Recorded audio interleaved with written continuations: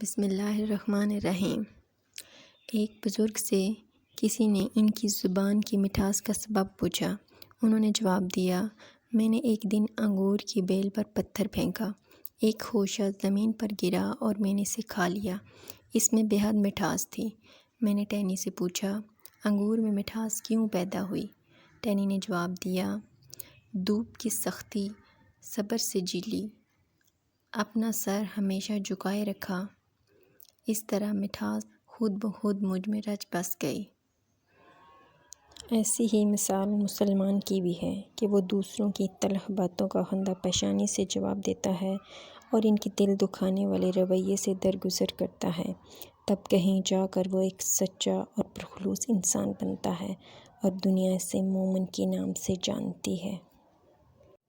نبی کریم صلی اللہ علیہ وآلہ وسلم نے ارشاد فرمایا، مومن نرم دل نرم طبیعت ہوتے ہیں، جیسے نکیل والا اونٹ اگر اسے چلایا جائے تو اطاعت کرے اور اگر پتھر پر بٹھائے تو بیٹھ جائے۔